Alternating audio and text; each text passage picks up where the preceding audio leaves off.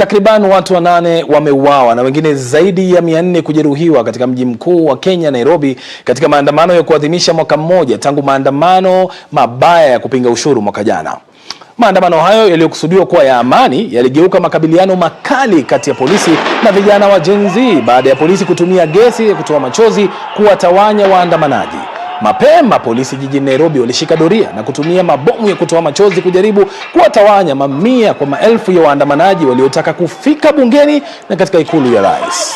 Njia za kuingia ikulu ya Nairobi na majengo ya bunge zilifungwa kwa kutumia sengenge yenye makali ili kuwazuia waandamanaji kuingia bungeni kama ilivyokuwa mwaka jana.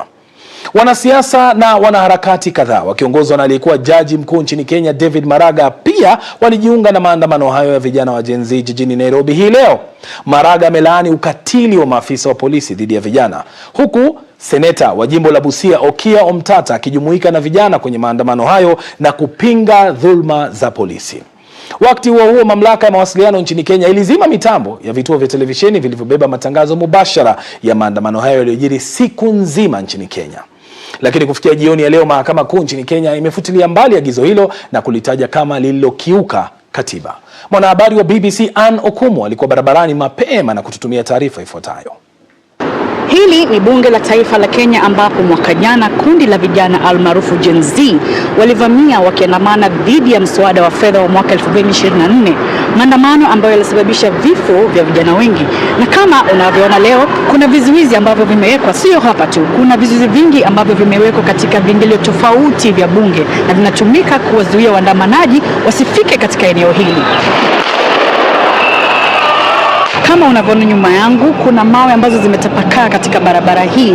Mawe hayo yamekuwa yakirushwa na waandamanaji kwa maafisa wa polisi ambao wamekuwa wakishika doria katika eneo hili. Katika eneo hili pia kuna waandamanaji ambao wamebeba mabango, kila mmoja na ujumbe wake kwa serikali ya taifa la Kenya. Maandamano ya leo yanajiri huku kukiwa na ghadhabu kuhusu jinsi polisi wamekuwa wakishughulikia waandamanaji. Hii inafuatia pia mauaji ya Albert Ojwang ambaye ni mwalimu na pia Boniface ambaye alipigwa risasi hivi majuzi katika maandamano.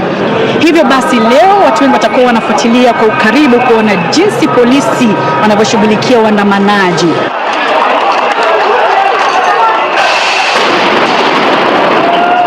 Katika makabiliano haya kumekuwa na majeruhi ambao wamesafirishwa hadi hospitali tofauti hapa jijini Nairobi, ikiwemo hospitali kuu ya Kenyatta. Lakini kufikia sasa bado ni mbio za hapa na pale kati ya polisi na waandamanaji ambao wanasema lengo lao kuu ni kufika ikulu. Ann Okumu, BBC, Nairobi. Ni ripoti ya mwanahabari wetu Ann Okumu aliyoandaa awali. Sasa tuungane na mchambuzi Javas Bigambo katika studio zetu hapa Nairobi. Javas, mauaji zaidi ya watu 8, zaidi ya watu 400 wamewachwa na majeraha. Ni mambo ambayo yangeweza kuepukika ama ilikuwa lazima yafanyike hivi? Roncliffe, kwa ikisiri siku hii ni muhimu sana katika masuala ya kikatiba, wanaharakati na masuala ya kisheria.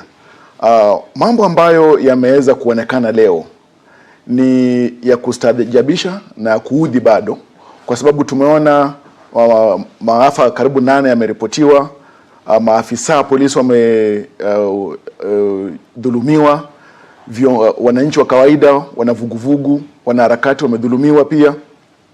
Na siku hii ilikuwa ya kumbukumbu ya maafa ya mwaka mmoja uliopita. Na imeweza kukumbukwa kwa maafa zaidi, kwa maafa hata zaidi, ama kwa maafa ya watu takriban 8. Siku hii kama kwa mfano ilikuwa ni ya kumbukumbu hizo. Na inamaanisha kwamba basi kama nchi bado hatujakuwa inavyostahili kidemokrasia. Na mtu atajiuliza ni kwa nini? Ni kwa sababu serikali haisikilizi kilio cha wananchi au tatizo liko wapi? Tatizo naweza sema kwamba iko katika njia tofauti ambayo wanaweza zingatia. Kwanza ni matini ya lugha ya wanasiasa, ukizingatia umilisi wa lugha ambayo inatumika na wanaharakati na wanasiasa sawa upinzani, imeleta uchochezi. Kwa mfano, kama ni masuala ambayo yamelindwa na ibara 37 kuhusu kuandamana kwa njia ambayo ilo uhuru na bila silaha, kutaka kuenda katika ikulu ama kuenda katika bunge, hiyo inakiuka sheria. Lakini pia wanaharakati ama wananchi wana haki ya kuandamana bila kuzuiliwa na polisi, kwa sababu ni haki ya kikatiba. Zuia wazo hilo hilo. Tuwasikize sasa waandamanaji wenyewe ambao wamekuwa wakiteta kuhusu matumizi ya nguvu ya polisi kupita kiasi katika visa vya hivi karibuni vya ukatili dhidi yao. Kwanza nataka serikali iache kuua watu.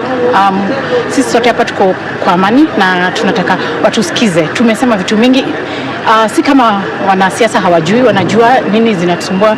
Economy, maisha yetu imekuwa ngumu, lakini hawatusikizi. Tafadhali watusikize na wasiwe innocent people. Mtu anapotea tu, unasikia huyu ametekwa nyara week after week. Unasikiza vitu zinaenda tu hivyo. Yaani tunashangaa kwa nini, why? Na ndio watu wanajamu wanasema hapana, kama ni kifo waje ikuwe kifo. Tunataka mapinduzi katika serikali yetu na jinsi ambavyo mambo inaendelea, na hatusemi kwamba shida ni serikali peke yake, lakini shida ni kila kitu, kila chombo cha serikali, kila vile wanavyofanya vitu, na ndio maana tuko hapa kutetea haki zetu. Rubber bullets zimechapwa karibu zaidi ya watu 5 up the very place tu hapo hivyo, wamechapa rubber bullet watu 5. Na bado tunaye Javas Bigambo hapa katika studio yetu. Madai haya yanayo wasilishwa na vijana hawa, je, wana haki ya kutoa hisia hizo? Madai hayo yana umuhimu sana kwa sababu wana uhuru wa usemi, lakini pia kama kwa mfano mwanadada huyu amesema kwamba makusudio yalikuwa kuleta mabadiliko ya kiserikali, lakini ukiangalia uchochezi wa lugha ulikuwa kwamba wanataka kuwasilisha malalamishi yao na kuhakikisha kwamba kuna wajibikaji wa serikali. Iwapo ni masuala ya kugeuza serikali, katiba imepeana mwelekeo. Na basi ndiposa pia maafisa wa polisi ni lazima wailinde serikali. Sasa, Javas, nini kilipaswa kufanyika leo ili kuhakikisha kwamba hatungekuwa na maafa na watu kuumia? Ingestahili kwamba wanaharakati hawa pamoja na wanasiasa waweze kuandamana, wawasilishe kama ni barua ile ambayo tunaita petition ama memoranda kwa bunge, kwa Inspector General wa polisi, na pengine kwa ofisi yoyote ambayo ni muhimu, kwa mfano kama ni waziri wa usalama. Lakini pale ambapo wananchi wanaanza kutumia silaha ama kwa mfano kuanza kufunga barabara ama kutumia mawe, lakini wao ndio walifungiwa kwanza wasifike katika ofisi hizo. Kwa mfano kwenda katika kituo cha polisi ambapo walikuwa wanataka kupeleka notisi yao, walifungiwa. Kwenda katika bunge, uliona kabisa nyaya zile sengenge zilikuwa zimezuia bunge. Sasa wangewasilisha vipi? Kweli kabisa, haikustahili kwamba barabara ziweze kufungwa hivyo. Lakini pia ilifaa kwamba serikali na vyombo vya dola viweze kupeana mwelekeo kwamba njia fulani iweze kupitia, kwa sababu ukiangalia Public Order Act Section 5 inaelekeza kwamba ni lazima serikali iweze kupeana mwelekeo na kusaidia na kulinda waandamanaji.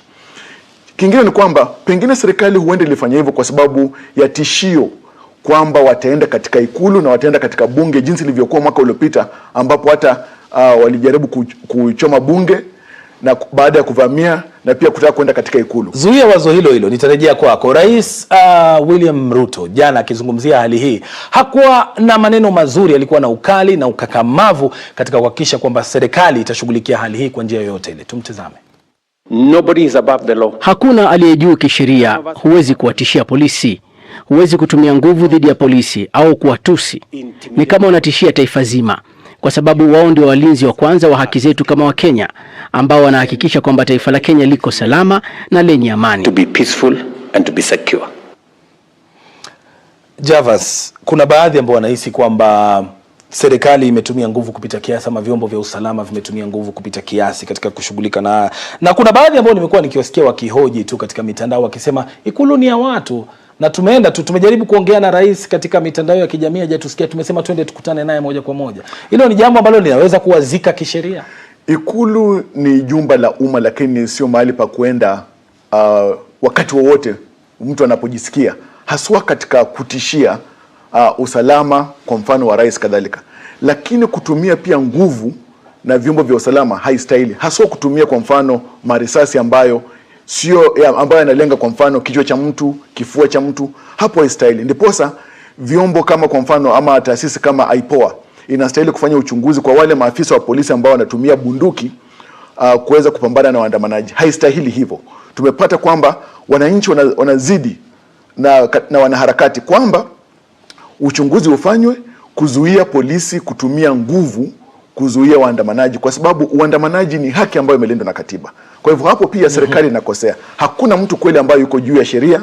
Kila mtu yuko chini ya sheria, lakini serikali pia inastahili kuwajibika kwa wananchi katika masuala ya haki za kibinadamu na masuala ya utawala. Javas, nini lazima kifanywe sasa kushughulikia hali hii? Kwanza, wanasiasa wa upinzani waache uchochezi kwa makusudi ya kubadilisha serikali. Pili, serikali lazima iwajibike katika masuala ya haki za kibinadamu na utendakazi ambao wananchi wanatarajia.